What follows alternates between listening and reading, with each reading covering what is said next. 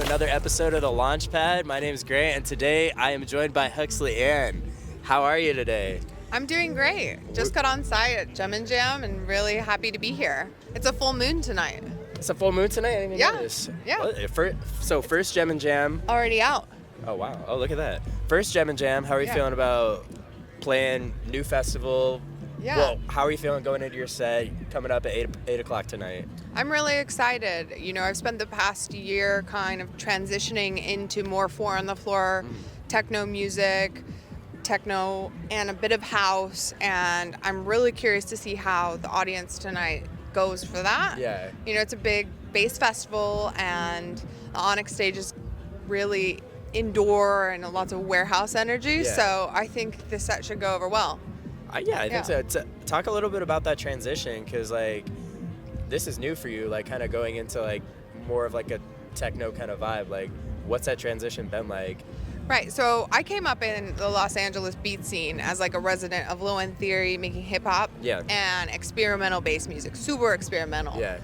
Coming out of the pandemic, I really began to take my experimental music and turn it into a visual art form. Okay. I was working more and more as a filmmaker, specifically as a director in LA. Okay. And out of that kind of came this release musically where I just wanted to have fun with my sets as a DJ and on stage. I just wanted to try something totally new. Yeah. Because I was in this new territory and completely new medium and so happy. And I found that by just kind of going back to the roots that inspired me to get into electronic music in the first place. Before all of the broken beat and the halftime that I did so often with like EPROM and Ivy Lab, I just kind of wanted to own and champion, you know, the roots of that music with 4 on the 4 dance. Were there like artists early on that kind of really inspired you to get into music? Definitely. Like, my dream when I was a little girl was to meet Flying Lotus. His music saved my life. It changed my life. And when I found myself, you know, 20, 22 years old, playing Low in Theory in LA, that was like a dream come true. So I got to meet him, got to kind of work with and tour with some of the Brain Feeder artists, and that was really, you know, a penultimate achievement for me. Yeah. That's awesome. You talked a little earlier about how you've been working with film. You want to talk a little bit about that? Like, what's that been like for you? For sure, yeah. So last year I got the opportunity to make 2 short films connected to music. One about 7 Lions and 10 years of his musical trajectory as a melodic bass kind of champion of the fusion of melody and dubstep. Okay. And what that did and what he did as a touring artist. And then later, the second half of the year, I was working on a new film actually that hasn't come out yet. And it's for Anjuna Beats, which is a great record label based in the UK, founded by Above and Beyond. So again, I got to explore a completely new genre, and I can't tell you too much, but the title is No Silence. Okay. And it should be coming out this year. Nice. So, yeah, I'm looking forward to moving into longer format scripted narrative as a director. That's kind of my passion, my driving passion at home in my studio. Okay, so obviously you have the passion for film, passion for music. Like, what outside of that are you really passionate about too? Those 2 things take up my entire life. Sure. Yeah, those are 2 really big things, and you're doing awesome things with both of them. So. I really love writing. So writing is probably the number one thing that's at the core of both of those art forms, is the story. You know, I've always written story into my records. It's always been a big part of my process behind the scenes. And one of the reasons I love film is because I don't only get to express that in music with broad strokes of feeling and the sound, I also get to be literal and be specific. Like, I want this to happen then. And that always comes from writing, so. Okay, I like that. One of the things we always try to ask people every time we do an interview is we're really big on gratitude, just kind of being grateful for all the little things in life. What are you most grateful for in life right now? I'm really grateful for the air in Tucson, Arizona tonight. Like, it's beautiful out tonight. I have been talking about this outside. Like, it is so fresh. It's so clean. Yeah. Since I got off the plane, like a moment out of the airport, I've just been like, have you guys like breathed? Have you taken in this air? And I know that sounds super silly, but I live in downtown Los Angeles in the arts district. It is like so smoggy all the time. Yeah. So to get the opportunity to come out to the desert under the full moon and, just breathe in fresh air and nature is really, it's illuminating. I'm super grateful to be here. Okay, I love that. So obviously we're a couple hours away from your set tonight. You said that we can expect a little bit of a techno vibe. Like, what are you kind of looking forward to for your set tonight, and then just kind of moving forward, like for the rest of the year kind of thing? Right. Yeah, so I'm really excited. I have kind of a new 45 at the end because they get a little bit longer set. I don't get quite like 2 hours. I like to play longer sets with techno.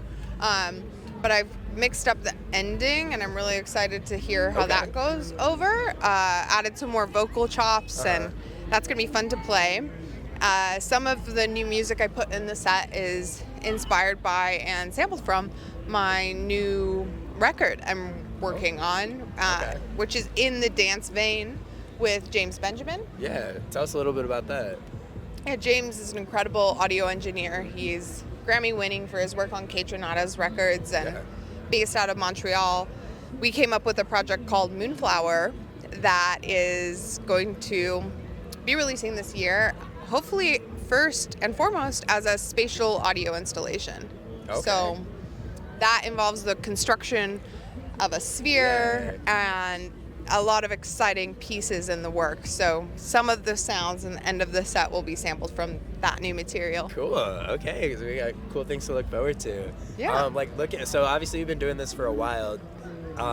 Do you have like a specific set that you've played that kind of really sticks with you? Obviously they're all like an enjoyable, memorable, unforgettable experience in their own way, but like, is there a specific one for whatever reason that just kind of stands out to you above all of them? Yeah, there was one set. The first time I ever played with Barclay Crenshaw was Claude Von Stroke side project. We were outside of Vancouver at this festival called Bass Coast, and it was 2019. It was one of my first main stage festival plays, and that set just felt so magical. It was really long. That was one of the first times I started doing 90 minutes or 2 hours, and it was a longer set, and I got to fully explore kind of my favorite mix of FK Twigs, James Blake, and dance beats underneath, and it went off so well, and I'll never forget the first time I played that. A kind of sandwich of like two of my favorite vocalists with electronic beats that I loved underneath, and I just felt so in it in that moment. Okay, I love that. Do you have like another thing I like to ask too is like, do you have a specific like fan interaction that you've ever had that really sticks out with you? A fan interaction that really sticks out. Yes, I do. And I was in Chattanooga, Tennessee, playing on tour, and it was the first show after probably 3 or 4 years of being a professional DJ touring full time, where the entire front row was women. And that was so amazing to look out in the crowd and just see women like all across the front row. And then halfway through the set, I played Princess Nokia's Little Titties and My Fat Belly, My Little Titties and My Fat Belly, and all the girls lifted up their shirts and started flashing me. And I was like, oh my God. I was like, is anyone seeing this? And of course all the guys I was singing with were like on the side of the room like, how did you make that happen? And I was just like, Girl power. Girl power. Girl power, Chattanooga. Yeah, I'll never forget that moment. Oh, that's awesome. That's like a once in a lifetime thing right there. Yeah, it hasn't happened again. I'm sure. There have been a couple like nudist takeovers on boat parties at festivals, but nothing that female empowerment was so strong at that show. That's awesome. I love that. Ride for the South. Can you talk a little bit about like what it's like being like a woman in the industry, like, and especially like in a male-dominated field and industry that we're in right now? Definitely. I mean, it's really challenging at times. It's something that has been easier some years and harder other years, depending sort of on the climate and what's happening. I really advocate for staying true to your vision and keeping that at the forefront of your purpose. And also the idea that like all the girls listening to this out there, like you own your narrative. It is not anyone else's to touch or blemish or change or demand. Like keeping control of your own narrative and your own vision, and just making sure that that stays at the forefront of all of your decisions.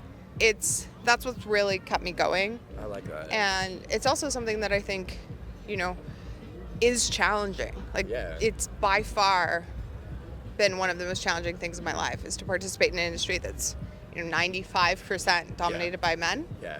So I'm really excited about the girls who are coming up in the scene: Anna Morgan, Belle Curve, Jem and Tori. I really love playing shows with women, and the energy that we get to share is great.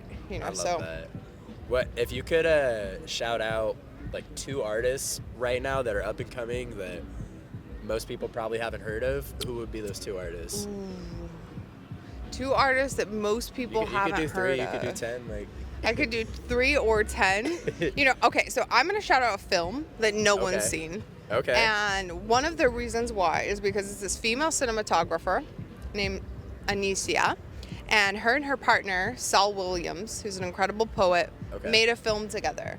And as Black artists, they raised the money themselves, and they went to Rwanda, and they created a musical together as lovers that illuminates and explores and expresses Rwandan identity separate from the political narrative that is so inherently kind of forced on that country when money's raised from the West. So I would like to shout out their efforts in keeping independent art alive, and recommend everybody go watch Neptune Frost.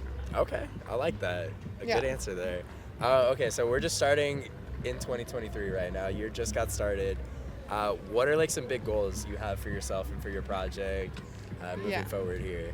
So I would like my new Moonflower installation to go to every continent except for Antarctica. I don't really see a reason it would go there. But the big 6, The big 6. The big 6. Yeah. I would love for that to see the world in the next couple years, and I'm really looking forward to directing my first feature film in the next few years. Those are my 2 main goals, and I think directing the feature will really be the best achievement that I've had the opportunity to do. So I'm working towards that, and I'm really excited about all the music I'll be able to bring into the score.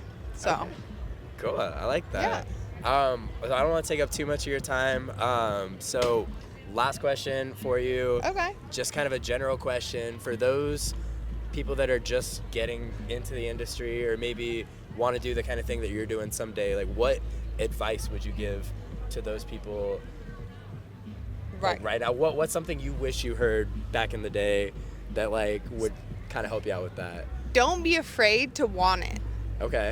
I wasted time being shy about how much I wanted my dreams, and now that I'm in it, and now that I'm really fighting for what I want, and fighting to direct, fighting to champion women's rights and women's empowerment in this industry of entertainment, I'm so unafraid to go for it and to fight for it and to ask for help and to do whatever is necessary to kind of continue pushing my dreams forward and staying true to myself. So don't be afraid to really go for it.